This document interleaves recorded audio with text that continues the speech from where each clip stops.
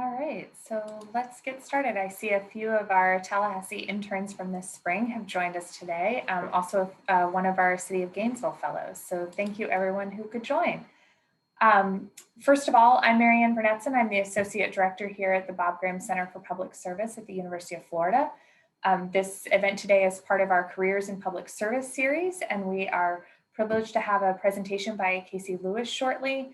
And there'll be an opportunity for Q&A. A few housekeeping items. First of all, keep yourself muted unless you're asking a question.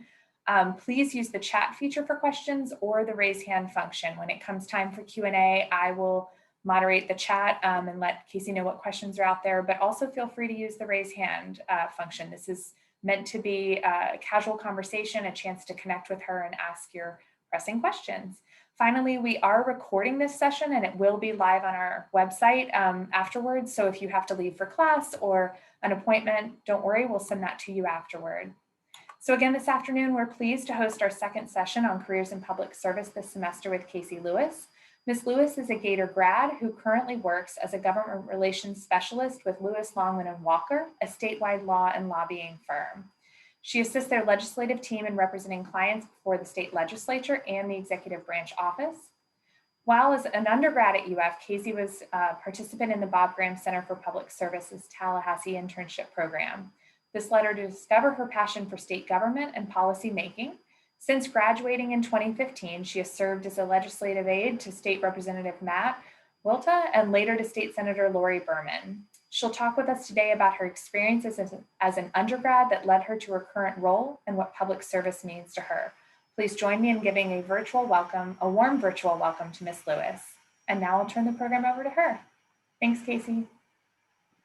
Yeah, absolutely. And feel free to, after I go over all the formalities, feel free to ask me questions. I'm not scary, I promise.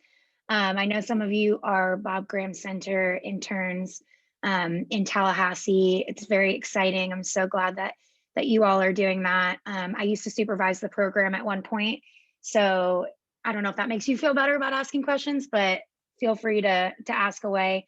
Before we do that, I'll just give you a little brief overview about me.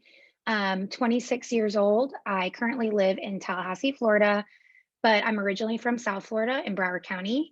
And so it's been a little bit of adjustment moving up to North Florida full time. I currently am a government relations specialist at Lewis, Longman and Walker. We're a statewide law firm. We have 5 law offices across the state, but our lobbying effort and our lobbying core is small but mighty. There's 3 of us, including myself, and I'm actually the first non-attorney lobbyist that the firm has ever hired, which is really exciting and a lot of big shoes to fill there. So I'm very excited for the opportunity. We represent clients across all industries. Our portfolio is very diverse, anything from healthcare to industries involved in land development and manufacturing, local governments such as independent special districts, which many of you probably haven't even heard of because sometimes they can be obscure, and vacation rental space, think Airbnb, things like that as well. So if you're actually interested in what clients I represent, you can find them online. They're public record. You can go to floridalobbyist.gov and play around. Sometimes it's interesting to see who people represent just because you would never even begin to imagine how many companies that you're aware of have lobbyists who do work on their behalf every day. A little bit about my time at the University of Florida.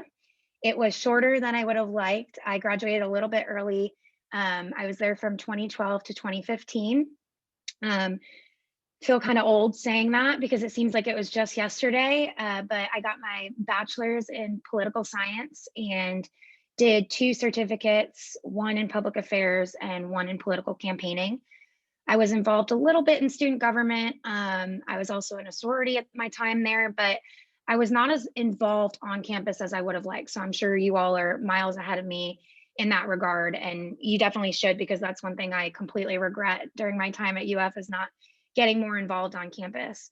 I worked on a couple of local internships for local campaigns. And that's when I found out about the Bob Graham Center's Tallahassee Internship program, which is really what provided me with the pathway for the career that I have today. Um, it was my junior year spring, and I had gotten accepted to the program. And just a little background on the program from Tallahassee perspective. Members love this program. It is the best and most prestigious internship program that's up here. Things are a little different with COVID and whatnot, so they definitely look different this year, but it's a very well respected program, and it really put me on this path that I'm on. I got paired up with a representative. I had no idea who she was. She was from Boynton Beach. I knew nothing about state government. A lot of the media we consume focuses on national politics and federal issues. And so I knew nothing going into it. I was just really excited to get to work and to learn as much as I could. And it completely changed my trajectory. Um, Paired up with with now Senator, but then Representative Lori Berman, and I was helping her with everything from writing speeches for the floor, helping to understand amendments and legislation that were coming through, writing her talking points, dealing with constituents. And the public service aspect of that job is something that really appealed to me right away. And it was something that I realized I really love state government and I wanted to continue to pursue. So I graduated a semester early so that I could become a district aide to then Representative Berman. Essentially, what that is you handle a lot of the constituent issues. You're the community face for the member, and I had a really great time doing that. Switched over and did a presidential campaign, doing field organizing for that for about 7 months back in 2016. And then after that, I became a legislative assistant to State Representative Matt Wilhite. He is from Wellington in Palm Beach County. And it was there that I really learned to work on a number of different policy issues, from transportation to public safety. And one of the things that I always talk about when I talk about my time working for Representative Wilhite was a piece of monumental legislation that we were able to pass, which provided workers' compensation benefits for PTSD sufferers if you were a first responder. So we were seeing a lot of issues in the first responder community with PTSD that was job related, and they were not able to get certain benefits even though they acquired this illness essentially as a direct product of their job. And we were able to work with the chief financial officer's office really closely on this bill and get it across the finish line so that now our first responders in the state of Florida are able to get the benefits that they should be and are entitled to, because they're on the front lines every day for us. And it's only right that we take care of them on the back end. So that's a piece of legislation that I was really proud to be a part of to help pass. After my time with Representative Wilhite, I then worked for Senator Lori Berman, who you may have picked up. I had also interned for. She was term limited out of the House and was running for the Senate, was fortunate enough to be elected, and I worked as the lead on healthcare policy in her office. And we worked on a number of issues as well, but that was my main area of focus at the time. And it was then that I really fully understood the impact state government specifically has on healthcare in our state. And there's some great things going on nationally, and they're very important, and everybody loves to get to DC, but there's a lot of things that happen on the state level that directly affect your life day to day. And I really got to see that and be a part of that. And I've been hooked since my internship in working in the sector. And even though I am in the private sector now, we work with these people representing clients in front of the legislature and the executive branch of government every day. And the implications of that are far reaching for the people who live in our state. So it's been crazy. I don't even know how I ended up here, because things just sort of flow. And as long as you stick and do what you like to do and what you're good at and what you're interested in, it seems to just kind of fall into place. But of course, there's a lot of hard work that goes into that too. I want to make sure that I can answer all of your questions specific to really anything in this arena. So I'm going to stop talking in a minute, but I want to just give a couple of tips that I used to give to the Bob Graham Center interns when I was a supervisor. And I try to tell other people who are breaking into this field Um, I always say it's really a two-pronged approach with public service. You need to make sure that you have a good network, right? But networking can be organic. It does not have to be stiff and formal and rigid. Really, just building meaningful relationships with people, whether you think they can help you or not, is a huge part of this process. Meaningful relationships and really just getting yourself out there. So going to any events that are out there that are interesting to you. Doesn't even have to be related to policy. You would be surprised the connections that you can draw back. And so networking is very important. And then the most important thing I would say is work ethic. You can know a million and one different people and they can be all the right people, but if you don't have a good work ethic, you're not going to get anywhere because no one's going to want to hire you. And you all are US students, and so I don't think that there's any problem there, but 150%, if you're dedicating yourself and you're working hard, then that will shine through over everything. And it doesn't really matter as much who you know if people know that they can rely on you for accurate information and that you'll work hard, you know what you're talking about, and you're persistent. I mean, that's basically it. You have those two things and you will definitely be successful in this realm. Public service is challenging for sure when you work in this industry.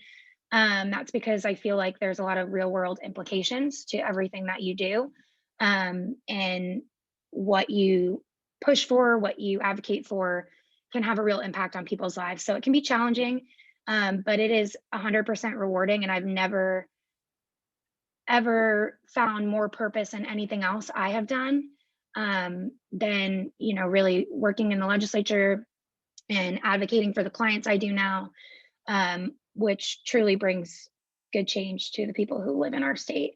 And so I want to open it up to questions because I know you all are going to have a lot of specific questions about maybe how to be successful in the age of COVID, or how to break into some of the amazing fellowship and internship programs that are available, like the gubernatorial fellowships and the legislative internship programs.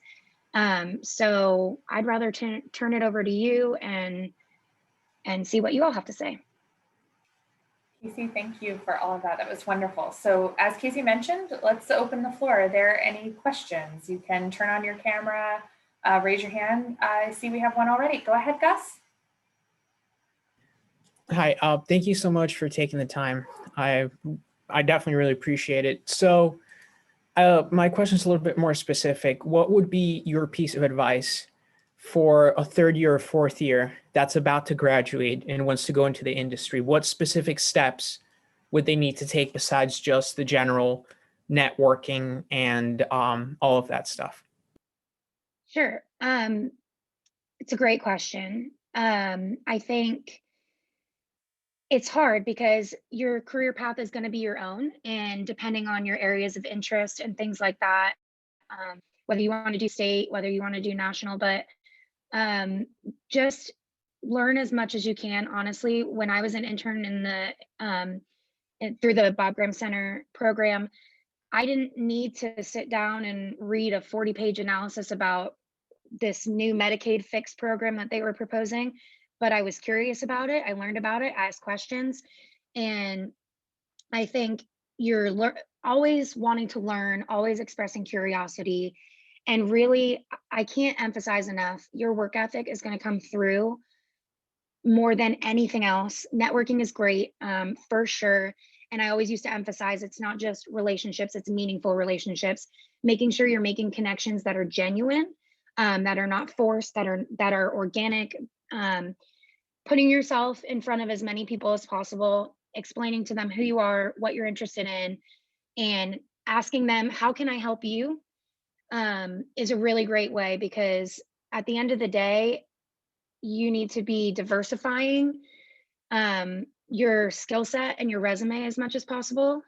I told you all that I got a certificate in public affairs and political campaigning, and you heard throughout my career history, I have been involved on both sides, and that campaign experience may seem separate from the policy analysis, formulation, and passage side, but it's really not. Everything is interlinked. So as far as steps that you can take that are more concrete than just general networking, truly, I wouldn't stress too much about it because things are going to happen organically.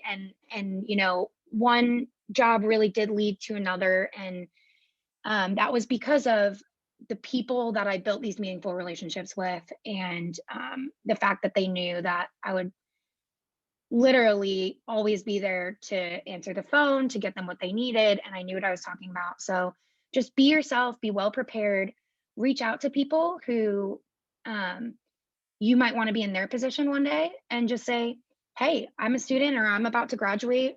If you have time for a 20 to 30-minute Zoom call, so I can just ask you how you got there and get some advice, that would be great. And that's something I still do to this day. I've only been lobbying for about a year now, and I consistently reach out to other lobbyists who've been doing this for decades and say, hey, I know you knew me when I worked in the legislature. Now I'm in this new role. You know, I would love to sit down and hear what things you would have wanted to know when you were in my position. And once you do that, honestly, like, I hate to say things will just come to you, but really, like, with the hard work, it will fall into place. And as long as you're out there grinding, it'll be fine. Thank you. Yeah. Thanks, Kasey. Addie, would you like to go next? I see you have your hand raised. Yes, thank you. Hi, Kasey. Great to meet you. I think you're really good at this because the more we get on in the conversation, the more questions I have. But out of That's what I'm here for. out of respect for the other participants, I'll stick to the one that I initially raised my hand for, which is, so for people trying to apply to the position in Tallahassee, or just in any position in this industry, what do you think makes certain applicants stand out? Or since this is all very competitive and all that, what do you think made your application back in the day really stand out? It's a really good question. Are you talking about my application for the internship program, or are you speaking more generally about, you know, getting a job in the legislature? I'm more concerned with the internship, but I think if you have a general response, that'd be pretty valuable too.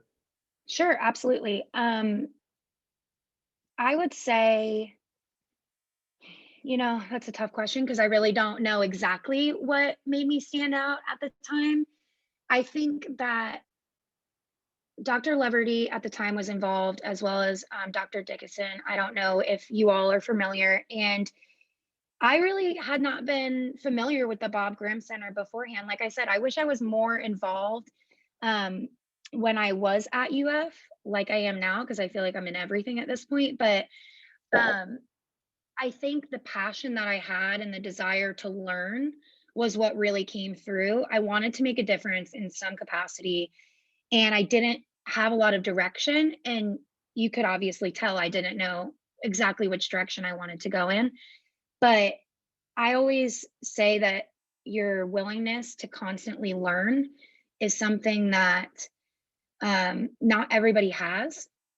And it's something that is critical to being successful in any way, shape, or form. And I've neglected to mention this, but I'm actually a student just like you all right now. And I'm finishing up my master's degree. And we're learning as well about how constant learning is the best way that you can be the most effective in whatever you do. And I think my desire to constantly learn about things and the passion I had for making some sort of difference, even though I didn't have a firm direction at the time, was what came through. And then the fact that when I was in the internship, would stay till the member left. I would stay until the representative left. It might be 7 o'clock at night. She'd get in at 7:30 in the morning. It didn't matter. I was there. I was fully present. And I just wanted to learn everything I could. And I think that is what really shone through to her. And that's why she pushed me to graduate early so that she could hire me. And I think that's why I say your work ethic will speak more than anything else that you do. Doesn't matter who you know. And there are so many people and examples that I could point to of people who might know the right people, but everybody, when they're not in front of them, will say, yeah, but you can't trust them with this, or yeah, but I don't want to give them that because I don't know what's going to end up. And so I think passion and drive and really wanting to make that difference is definitely an important part of it. Thanks, Kasey. Karina, you're next in my screen. Welcome. Hi, thank you so much for coming out and answering our questions. I was wondering, how did you find yourself as a lobbyist, starting off as like a legislative aide and legislative assistant? Like, what was that transition like? Yeah, that's a really great question because I'm kind of still in it now, right? I started to register to lobby in June of last year, so it hasn't quite been a year yet, and this has been an interesting session to start lobbying. I actually did not come straight out of the legislature and straight into lobbying. Again, I hate to say that it just walked into my office, but it really did. I was supervising the internship program, and somebody came in to my office and said, hey, I have this legislative coordinator position open at my firm.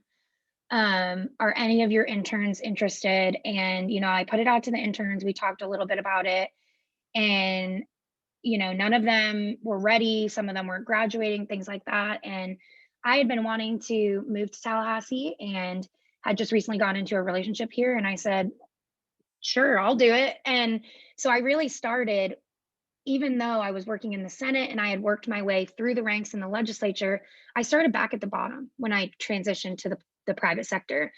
And I was low man on the totem pole. And I was the lobby team's assistant for about a year. And an opening popped up. And because I worked hard and because I always wanted to learn our clients' issues, even though I didn't have direct influence over them and I wasn't speaking to legislators about our clients' issues, even though the legislators would try to talk to me about them, I was like, I can't talk to you about that. I'm not a lobbyist. But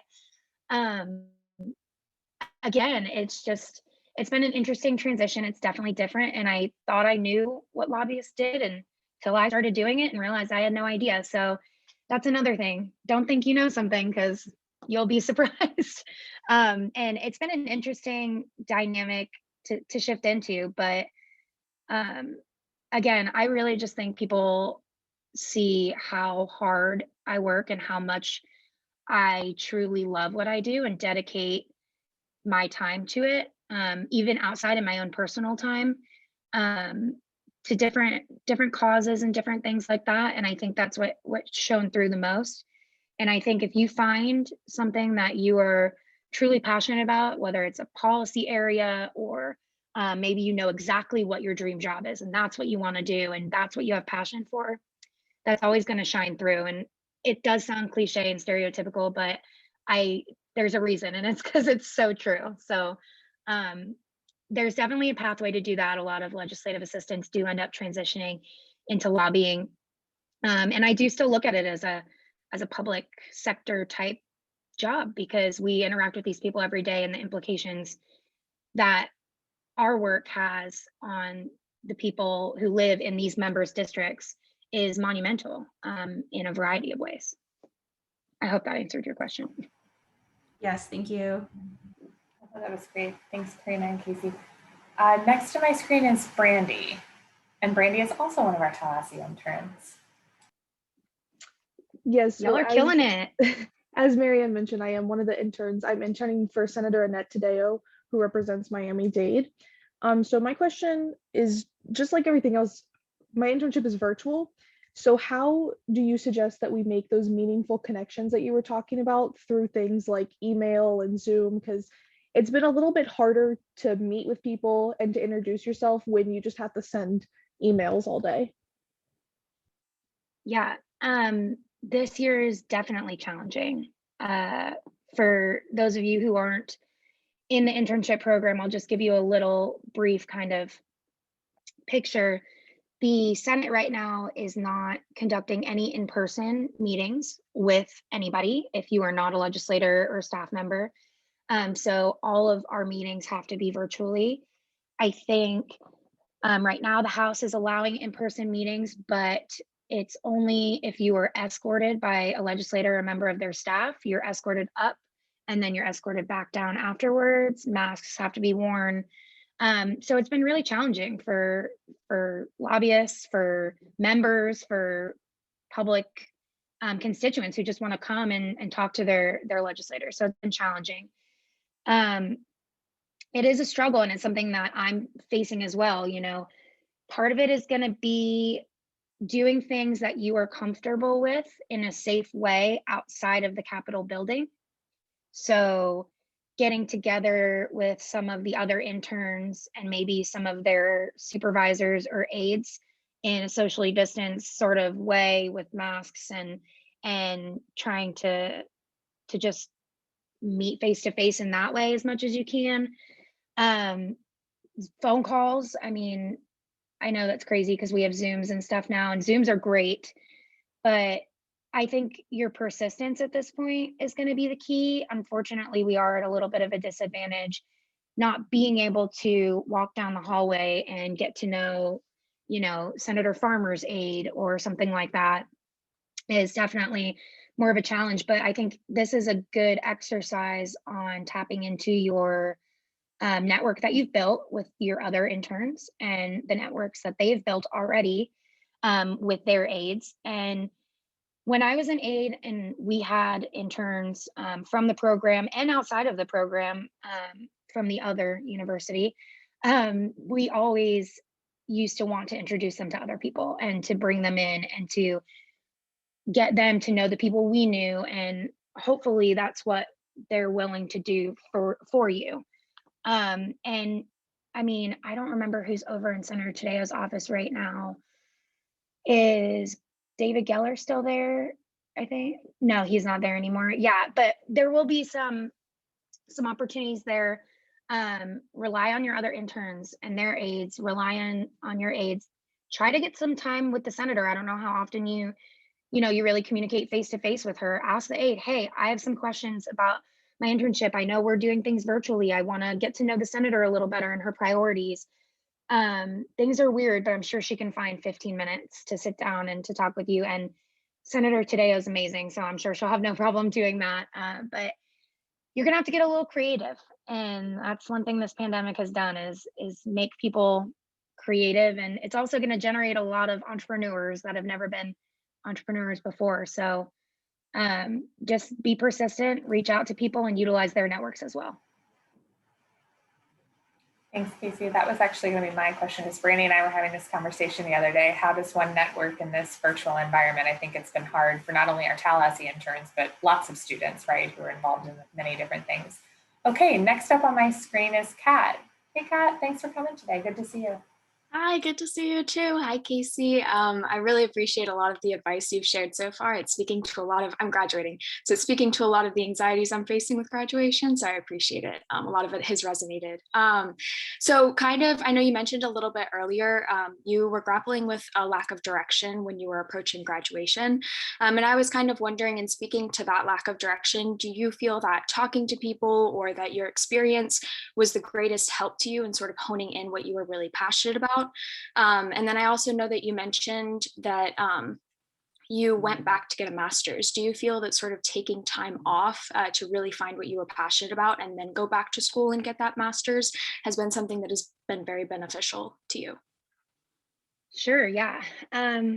Great questions. I think I'll address the master's question and I'll probably have you remind me about your first one, but no, so I did actually rely a lot on my experience actually in getting more of a direction. I think one of the things I like to tell people is to do things that make you uncomfortable.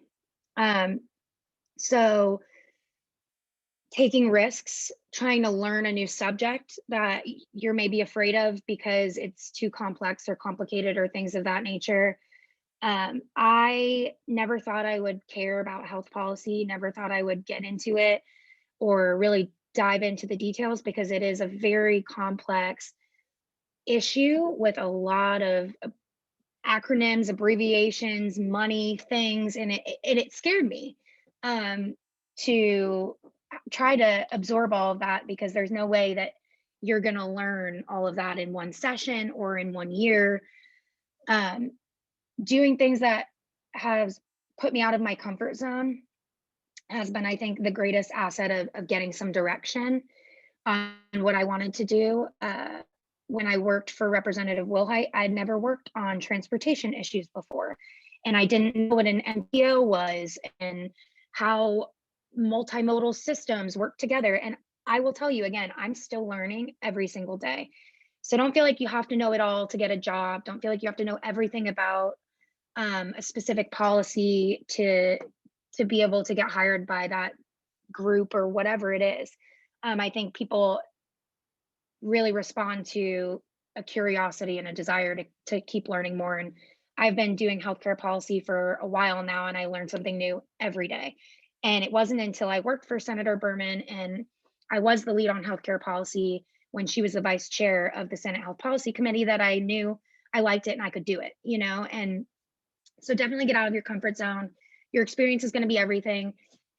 Don't think that the first job you're going to get out of college is going to be the job you're going to stay in for 20 years. It's okay. You know, you can try something, you can decide you don't like it, and you can move on from it and try something else. I think that's the biggest thing that young people, including myself, I'm going to lump me in with the young people, even though I feel old. We immediately, if we try something, we don't like it, we see it as a sign of failure, right? And that's not what it is. Okay, so you didn't like that. What are you going to do now? So you don't know that other job opportunity you're going to like or not like, but you're in the position where you can take that risk, do it, gain that experience. Like I said, diversify that resume, try out a campaign. You may hate it. I mean, I decided a while back campaigns were not for me, but I tried it. I gained a lot of really valuable knowledge. I gained a lot of interpersonal skills. I wrote those office successes, and the rest I said, it's just not for me. And I moved on.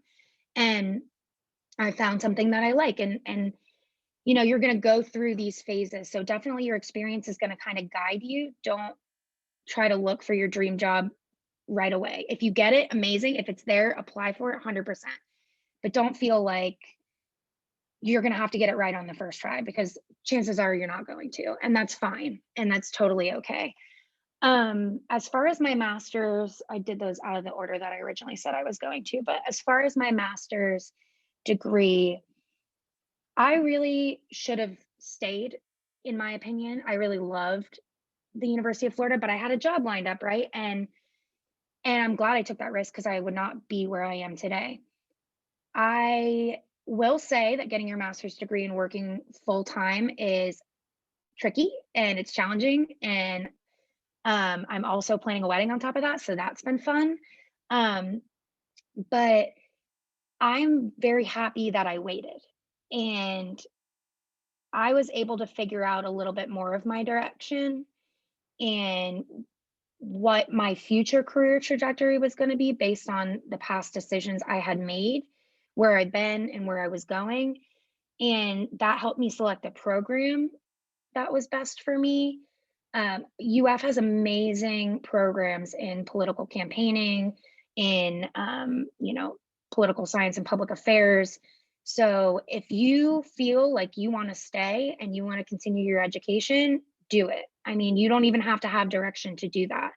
I am so happy that I'm about to finish my master's program in May. I'll graduate, and I'm happy that I went back to school and I did it. And I'm happy I had my experience, but before I did it, but it's different for everybody. So feel out what makes you the most comfortable. Again, we are in a weird age right now where we're in a pandemic. Jobs are hard to find in some realms, but there's also a lot of opportunities in the public sector and in public service. So that's definitely a personal decision. But for me, it was best for me to get some direction first. And I had the opportunity to get a job right out of college. For other people, staying and maybe doing 1 to 2 years more is going to be beneficial to them. So definitely consider your personal circumstances and go from there. But don't be afraid to get into the workforce if you can, and then go back to school. It's totally fine. And I'm in this program with a 40-year-old IBM executive. So like anybody can do it. You can go back to school. Thanks, Kasey. Sophia, you're up next in my screen. She's another one of our Tallahassee interns this semester. Go ahead, Sophia. Yeah, absolutely. Thank you, Marianne. Hello, Kasey. Thank you so much for taking your time to be here with all of us. It's been such a fruitful conversation, but my question is, Florida is obviously a growing state, a growing economy. So what trends have you seen developing over the last few years? And where do you think that, new employees like us or interns can really tap in to specialize in a certain field that you see will have longevity and growth in? Sure, you guys are asking some really great questions. Florida is growing and it's really shifting. A couple years ago, you couldn't say climate change in Tallahassee without raising eyebrows and people going crazy. And now we're having real, genuine discussions about resiliency and building our communities to combat the issues that climate change is bringing to our state, because we are a peninsula that's below sea level. And so there's a lot of different trends. I think there's been a huge push towards our environmental resources, protecting, preserving those. Part of that is citizen driven through different initiatives that they've been putting on the ballot, but also our governor has expressed his desire to really push for environmental protection and preservation. And it's become more of a conversation in the legislature than it has been in previous years. I think as we continue to grow and as we continue to develop, because more people are moving to Florida, we have a great business environment for them to be here. And also we've got amazing environmental resources like beaches and our springs that are really attracting people to come move here, and our non-super terrible weather. I'm a South Florida native, so I always used to hate it, but I can't also imagine living anywhere else because it's probably really cold there. But I think there's definitely been a push in the environmental sphere to start responsibly building our new developments, to be making sure that we're preserving these resources that are drawing people to come to our state and spend their money here and contribute to our economy. So I think that's one sector that's become really important. There's also been some shifts. We have a lot of work to do in the transportation area because of this growth.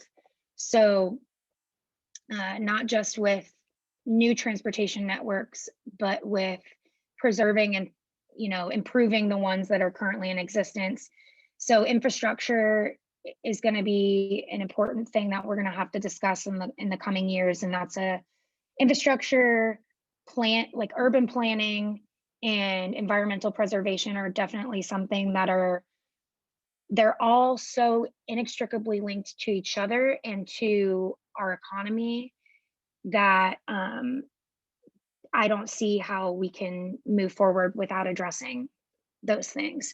And so those would be good policy areas, and then to really start looking at. And then healthcare is a big one as well. And I say that because of my own personal biases, but we have a real big issue with access to affordable quality healthcare in our state. And that's an ongoing discussion. It's the largest portion of Florida's $92 billion budget goes, and that's billion with a B, goes towards healthcare services. And so it's a huge chunk of the budget.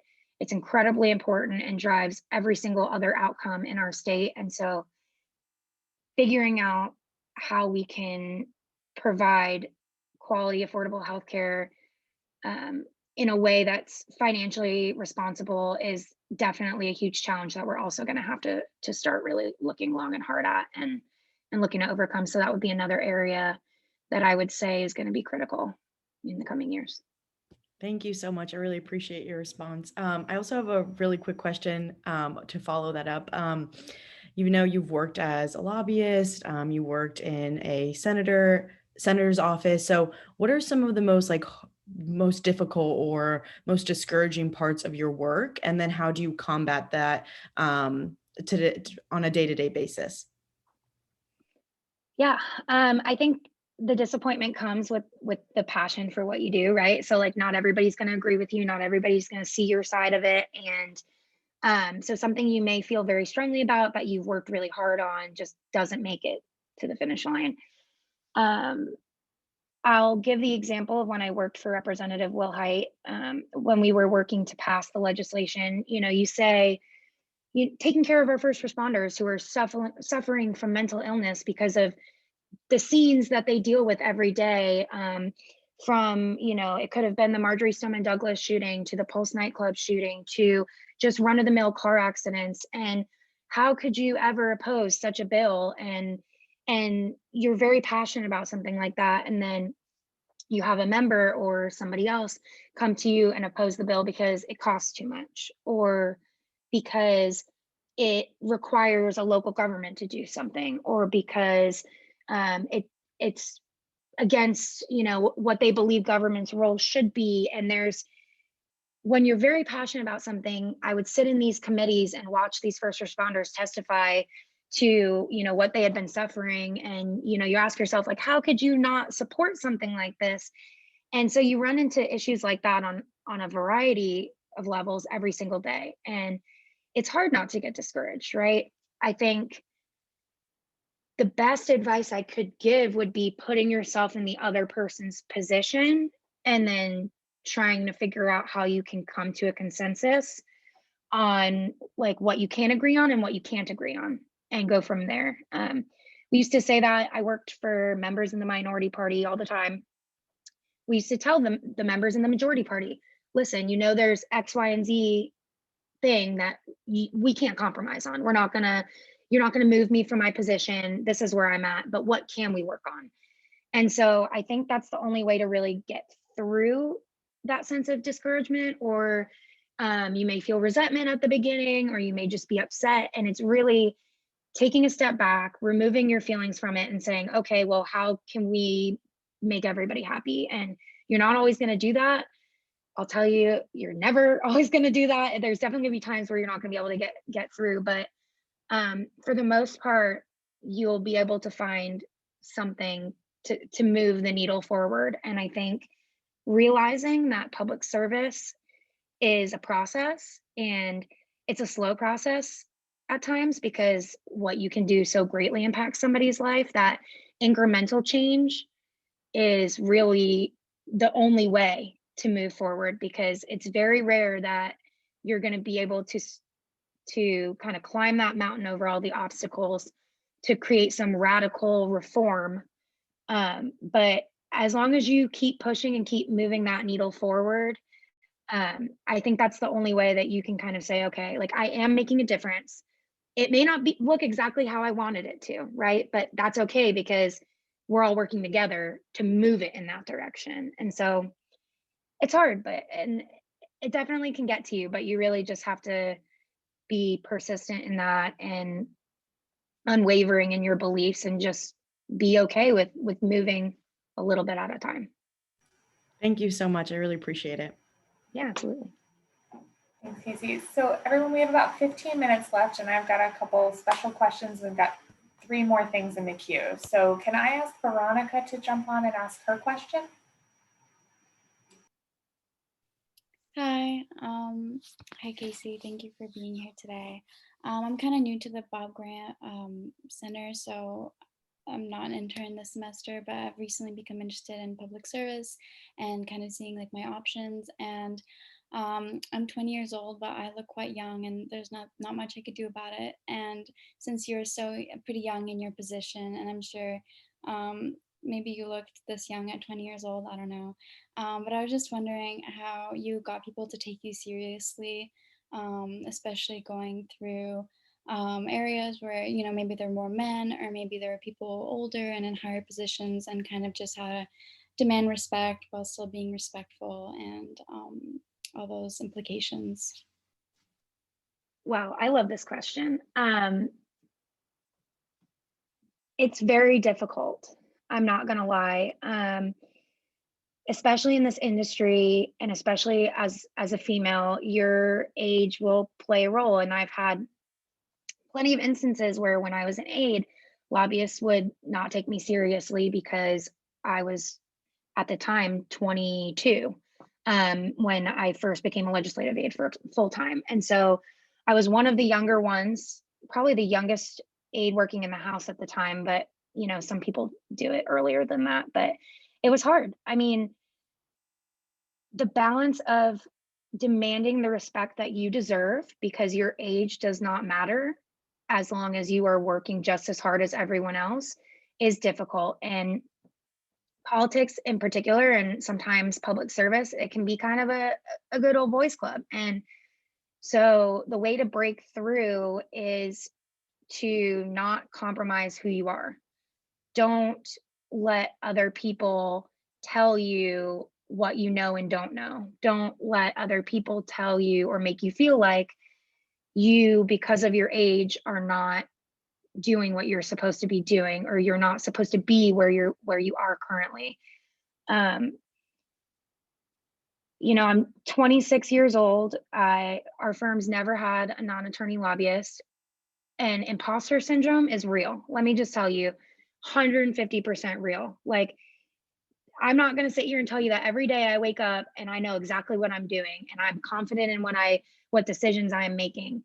And it's something that a lot of young people struggle with when they break into the professional world and they want to be taken seriously. And a lot of times, you know, you may know more than your boss on certain things, and you may not on other things. And the biggest thing is being respectful, but knowing when you're doing yourself a disservice and making yourself smaller because somebody wants you to, or they're not making space for you.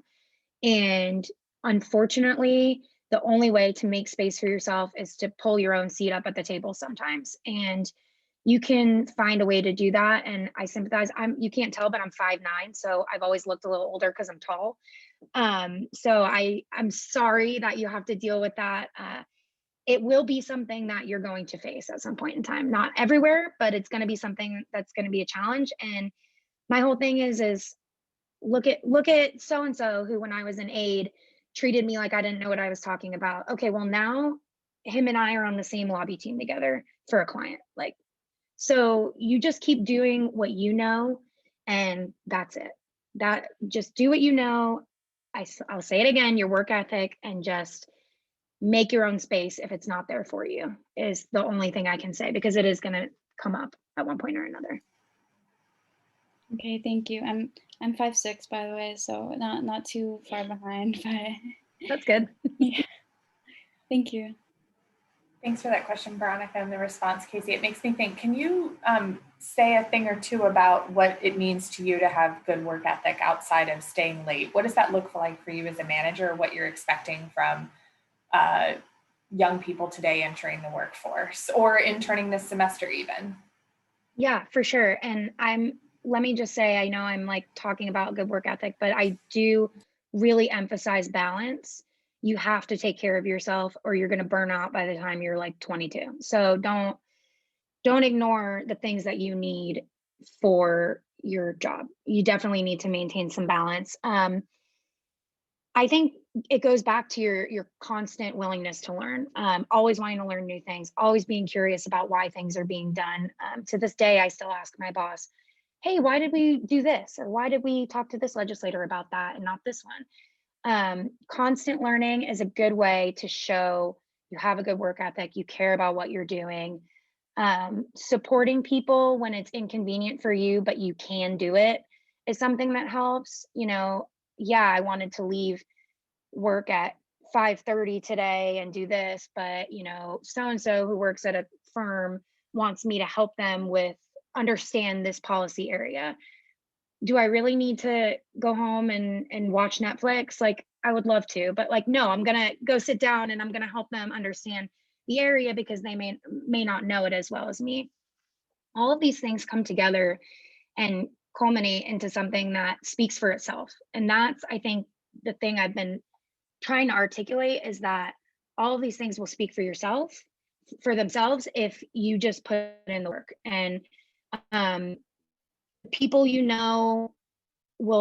that you build are going to be good people because you're out there busting your butt and like showing them you care and trying to learn new things. And with that comes great opportunities. And so I definitely think that showing, and that goes back to passion. If you're not passionate about it, you're not going to do all this stuff. So you might as well find something you like to do, because call me crazy, but work should not be something that you wake up every day and don't want to go to. Especially in the public sector, it becomes your life. So thanks, Kasey. I had a boss once who said to me, you spend more time with your work colleagues than your own family on a whole of your life. And so you have to like what you do and you have to like who you work with. I have next in the queue, Tina. Tina, you want to jump on and ask Kasey? Tina's with Senator Berman's office. I've heard so much about you. Hi, Kasey. Thank you so much for taking time to speak with us. Yes, I am interning with Senator Berman this semester. And I was actually just wondering if you could speak to how your relationship with Senator Berman's office and your experience in the intern program in general have helped you in the long run and like in your career. Yeah, absolutely. I mean, I often tell Senator Berman that I owe her a lot of my gratitude. She really saw I was curious, saw I wanted to learn, and took the time to answer my questions and to educate me on things. And she gave me a lot of opportunities and trusted me with a lot of things that were very scary for me as an intern to do, like write her talking points for a bill. You know, I was like, oh, what if it's wrong? What if I misinterpreted it? But I think for those who are in the internship program and those who may not be in the internship program but may have other internships, make sure that you are building, again, that meaningful relationship with whether it's a legislator, your superior, your boss, your legislative aides. They will propel you forward. Senator Berman wrote me an amazing letter of recommendation for my master's program, and I'm very thankful for that. She's done nothing but give me glowing references whenever I've left her office, and that's been twice now. So she's probably still a little mad about that, but we won't talk about it. Don't bring it up, it's a sore spot. But really just, and she's been able to do what I told you good supervisors will do, which is open up their network to you, introduce you to people in their network that you might not have known. I guarantee you after this internship, if you reached out to her and like literally texted her or called her a year from now and said, hey, remember me? You know, she's had many UF interns in the past, but hey, remember me? This is what I'm doing. I'd love your advice, you know, or what are your thoughts on this? You know, I think it's important to keep those relationships, not just when you need a letter of recommendation, but also use them as like a mentor type relationship where you're asking their advice about things, where you're picking their brain about things. Senator Berman introduced me to her best friend in the legislature, who was a representative at the time and is now a senator, Senator Cruz. And Senator Cruz has been incredible to me and has opened her home to me and has introduced me to her daughter who works at Ballard Partners. And so the list goes on, and your network will expand from the people that you really build those relationships with. In the internship program, I tried to meet as many people as I could, as I did in my other internships before the internship program. I know it's a virtual age. We talked about that. It's difficult. Reach out to them. Ask your aide to link you up with certain people. Abby knows literally, and for you specifically, Tina, Abby knows everybody on the face of this planet probably. So she has so many people that she can introduce you to. And there are people that I met through Senator Berman 4 years ago who I applied at one time or another to a position in their organization. I was able to reach out to them and say, hey, I'm going to be applying for this. What do you think I should talk about in my application? What are the issues that are important to your organization that you think that would make me a good fit for this? You know me, should I apply for this? And I think leveraging those relationships in a meaningful way, and always being there on the flip side of things, because too often a lot of students will will build a connection, never touch base with their connection again for a year, 2 years, and then all of a sudden the member or the supervisor will get a text message or an email asking for a letter of recommendation or asking for, job recommendations and things like that. You want to make sure that you're cultivating these relationships. You can't just meet someone and then assume tomorrow that they're going to help you. And that's what I mean by organic, meaningful relationships. Somebody you might not know could help you, could be your boss in 3 years, 4 years, 5 years. You just don't know. And so being kind to everybody and trying to help as many people as you can and meeting them in the process is going to be 100% an asset to you. And I know it's challenging in these days, but this COVID's temporary and you can take these lessons years into the future. Thank you so much.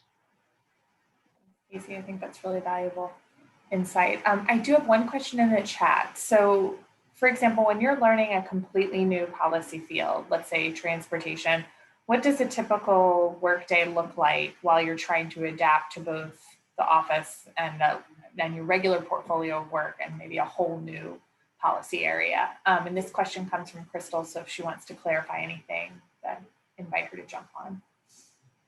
Sure. It's difficult. A lot of times I have to learn a new policy area because of my work. And so it does become a part of my day. And especially if you work in the public sector, that's going to be something that you're going to face all the time. Utilizing your resources, knowing what resources to go to, and then finding a way to utilize those. I gave the example of when I was an intern, the major piece of legislation they were trying to pass that year had like a 40-page analysis. And it was all legal mumbo jumbo, and I had no idea how to read it. So I knew that the House Minority Office would always synthesize these things down for the members to easily digest the key points. And I just asked, I said, hey, do you have any, brief talking points or a summary of what this does so I can better understand it? And I just poured over that. And then I relied on the people who work there and I asked them a bunch of questions. And that's another way that your network can come in and really be helpful to you. I, of course, want to be an asset to you all. So if there's ever any questions you have, feel free to reach out to me outside of this. If you want some one-on-one advice, I'm happy to try to set something up. You should be collecting these people's information and utilizing them when you're trying to learn something new. I hate to say it, but do some Googling. You'll find some weird stuff, but some of it will be helpful because you may not have known that so-and-so opposes this because of a reason that you didn't even think of or see on the surface. I mean, there's so many moving parts to this process. And I think the first thing is to know you're not going to understand it all right away. And you're not going to understand it all after reading everything 4 times. You're always learning, and truly relying on people who have the knowledge that you need and utilizing the resources that you have at your disposal to do that is important. Don't be afraid to ask people for help, as long as when you're asked for help, you're available to help them as well. Really good point.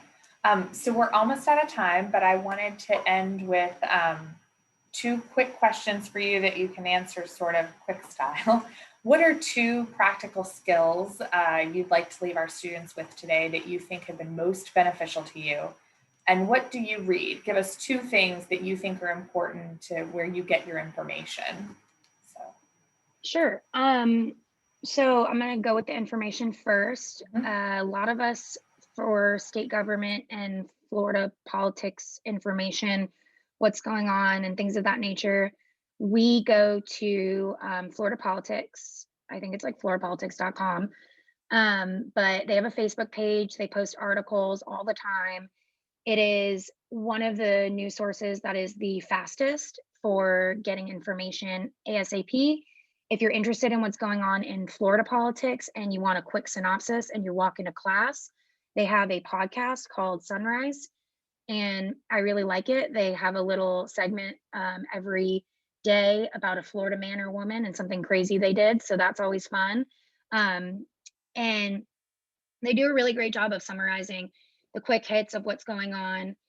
So I definitely rely on them a lot for a majority of my information. And then I've been utilizing Politico because they have a Florida division that also details Florida politics pretty well, and they too generally have information posted very quickly.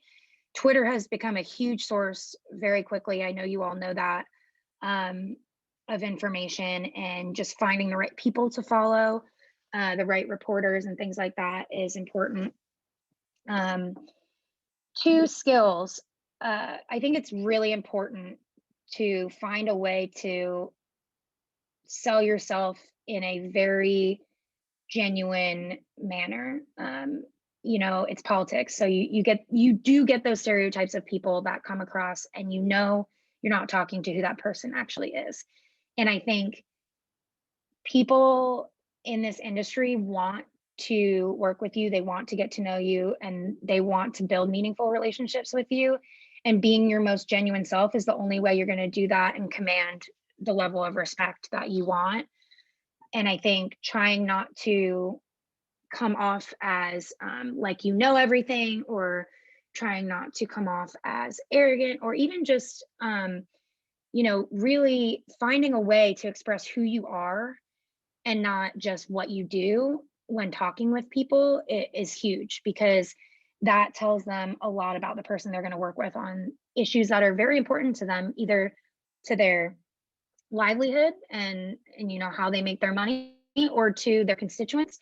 And so I think finding a way to come across very genuine but professionally is something that this industry values when they see it. And then, I mean, I've said it over and over again, the second step is just always be looking to learn, look for new information, look for things that challenge your original way of thinking.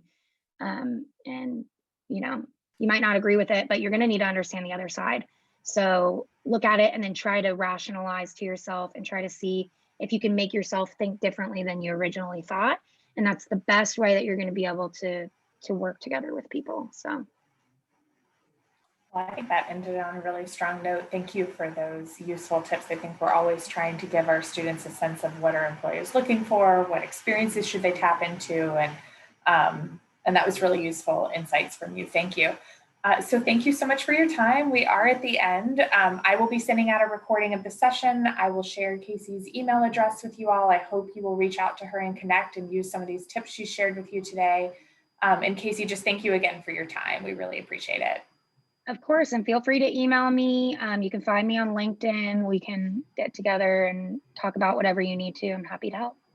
All right. Thanks so much, everyone. Have a good weekend. Thanks, Kasey. Take care. Thanks.